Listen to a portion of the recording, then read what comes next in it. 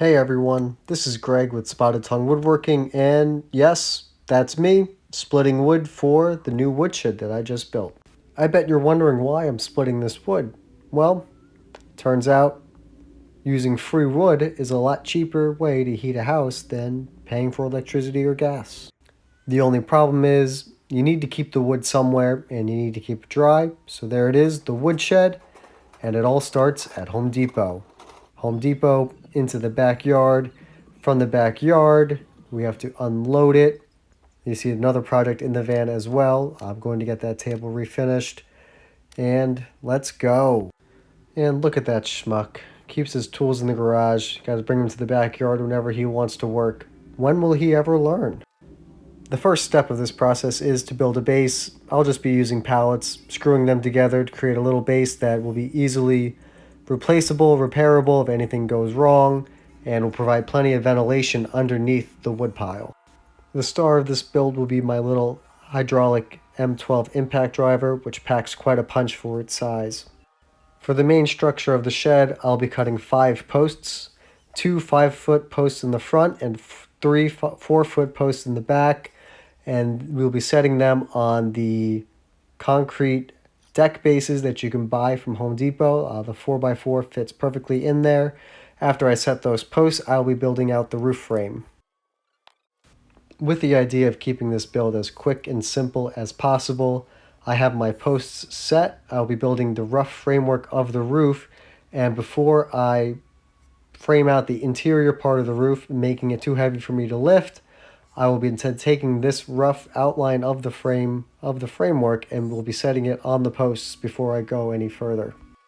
And so a quick and easy way to be able to put up a roof like this without any other help is to figure out a way to keep that frame up in the air while you're getting it in place.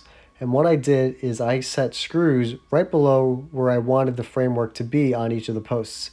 With it being held in place by those screws, I'm able to set each individual post and screw them exactly where I want them to be without having to worry about holding up the entire framework.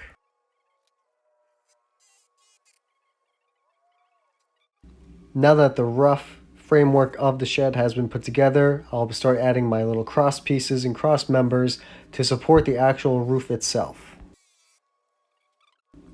Looking back, there's a lot of different ways I could have made this. This was the quickest, easiest, perhaps the cheapest way I could have done it, and I'm fairly happy with how it turned out.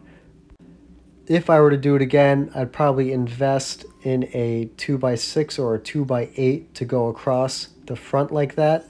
After this build is done and after this video was recorded, I ended up adding some more support beams and support braces to hold that up coming from the sides. And it was at right about this point that the battery on my phone died.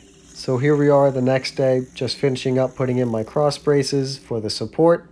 And here it is, the woodshed. It's actually still missing part of the roof, but for all intents and purposes, it's done. I will work on getting all this wood cut and stacked as we fill up both the primary wood for this year and get started on the wood for next year as well. I had never really planned on being a firewood kind of person.